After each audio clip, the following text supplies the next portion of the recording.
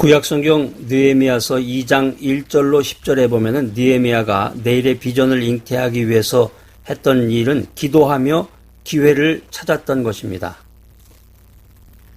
기회를 찾는다. 이 기회를 찾는다는 것은 무엇을 의미합니까?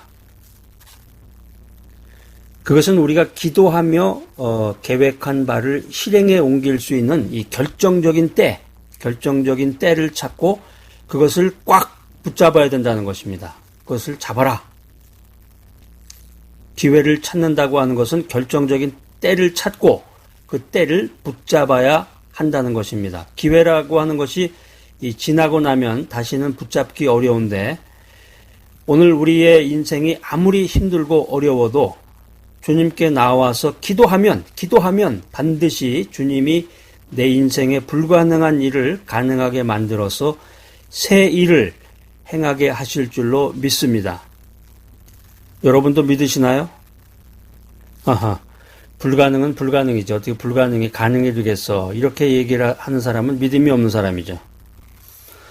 여러분, 독수리와 닭이 여러 가지 다른 점이 많은데 크기가 다르죠. 독수리와 닭이 크기도 다르고 모양도 다른데 독수리는 먹을 수 없지만 독수리 먹으면 안 돼. 성경에도 보면 독수리는 먹지 말라고 그랬는데 닭은 삼계탕으로 먹을 수가 있죠. 독수리는 먹을 수가 없지만 닭은 삼계탕으로 해서 먹을 수가 있는데 가장 큰 차이는 어디에서 나타나냐면 폭풍이 올 때 나타납니다. 닭은 폭풍이 오면은 날개를 접고 고개를 집어넣고 땅바닥에 그냥 납작 그냥 엎드려 버리는데 이에 반해서 폭풍이 올 때 독수리는 날개를 그냥 쫙 펴요. 날개를 활짝 펴고 더 빠르고 더 높게 날아오릅니다. 이 폭풍이라고 하는 것이 독수리에게는 홍수의 범람이 아니라 기회를 타는 순간이 된다라고 하는 거죠. 이 독수리는 바람이 세면 셀수록 그 바람의 기회를 타고 더 높이, 더 안전한 곳으로 날아서 올라갑니다. 우리 인생도 마찬가지예요. 우리 믿음을 가지고 인생을 산다고 하지만 우리 인생도 폭풍이 오면은 겁을 내고 움츠리는 그 닭과 같은 사람이 있습니다. 여러분은 닭입니까? 독수리입니까? 그런데 폭풍이 오고 비바람이 몰려오면 독수리처럼 더욱 힘차게 날개를 펴고 날아오르는 사람이 있습니다. 이 사람은 더 높이, 더 빨리, 더 멀리 이 비전의 세계로 새로운 환상을 보며 날아갑니다. 실패를 두려워하는 사람은 기회를 얻을 수가 없습니다. 기회를 타는 사람, 기회를 잡는 사람은 반드시 주님이 불가능한 일을 가능하게 만들어서 새 일을 행하게 하십니다. 오늘 이 귀한 메시지 들으시는 여러분들 기도하며 기다리시기 바랍니다. 기도하며 계획하시기 바랍니다. 기회가 오면 내일의 비전을 이루기 위해서 몸을 던지는 귀한 여러분 모두가 되시기를 축복합니다. 여러분의 인생은 행복하십니까? 행복의 조건이란 무엇일까? 행복의 조건이란 무엇일까? 이걸 생각하다 보니까 그 어떤 여대생에 대한 이야기가 생각이 났습니다. 여대생은 이 한쪽 다리가 다른 한쪽 다리보다 조금 짧았는데 그래서 먼 거리를 가기 위해서는 목발을 짚어야 됐습니다. 목발을 짚고 가야 되는 그 장애인이었는데 그 여대생이 다니던 그 학교는 산 중턱에 위치해 있었고 근데 대학교들이 대개 보면 산 중턱에 있는 대학교들이 많죠. 보면 그래서 이 여대생이 다니던 학교도 산 중턱에 있어서 가파른 계단이 많았는데 한 계단이 목발을 짚고 올라간다는 게 이게 쉽지 않은 일이죠. 그냥 걸어서 정상적인 사람이 걸어서 올라가도 이렇게 숨이 가쁜데 목발을 짚고 이렇게 올라간다는 게 쉽지 않을 텐데 그럼에도 불구하고 그 여대생의 얼굴은 언제나 밝았습니다. 언제나 행복한 표정을 짓고 공부도 아주 잘하고 그런데 어느 날 그녀와 함께 계단을 올라가던 그 친구가 있었는데 친구가 그녀를 바라보면서 이런 말을 했습니다. 내가 믿고 있는 그 하나님이 너에게 기적을 베풀어 주셔서 너의 그 짧은 한쪽 다리를 좀 길게 늘려주었으면 좋겠다. 그랬더니 그 여대생이 환한 미소를 지으면서 그 친구의 말에 아멘이라고 이제 화답을 했는데, 그 친구가 이렇게 물어봤어요. 너야 어떻게 하다가 그런 장애를 가지게 됐냐?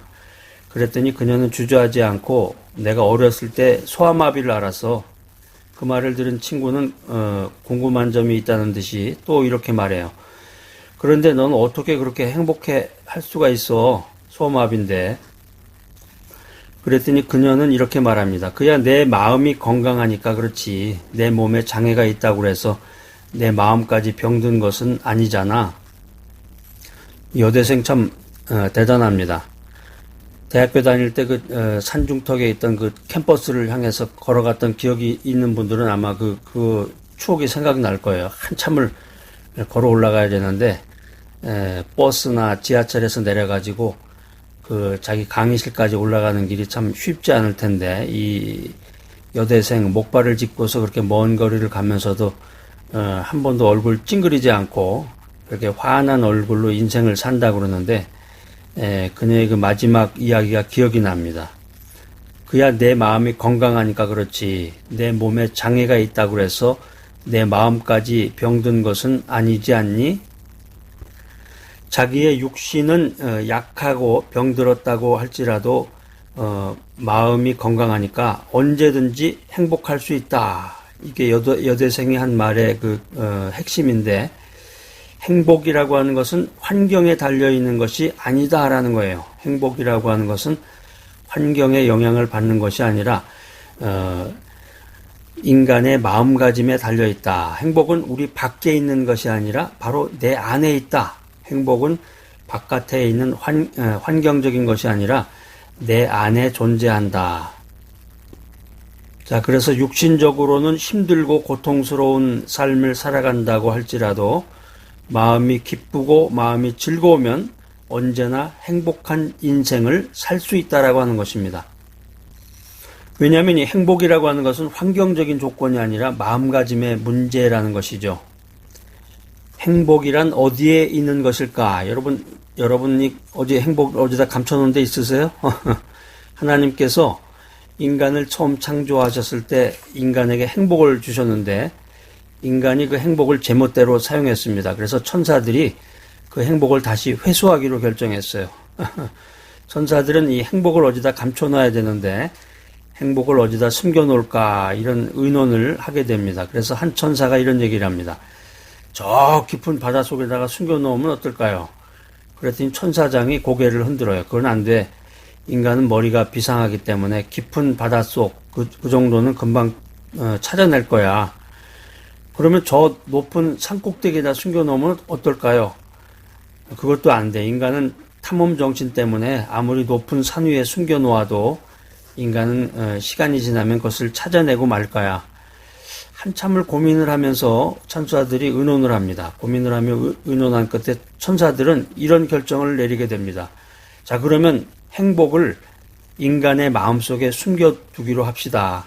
아무리 인간의 두뇌가 비상하고 인간이 탐험심이 강해도 자기들 마음속에 숨겨져 있는 그 행복은 좀처럼 찾아내기가 어려울 거예요. 만약 찾아낸다고 하면 그 사람이야말로 진정으로 행복을 누릴 만한 자격이 있는 사람입니다. 천사들의 이 회의 내용 속에 아주 엄청난 어마어마한 인생의 비밀이 들어있네요. 행복이라고 하는 것은 우리들 마음속에 있습니다.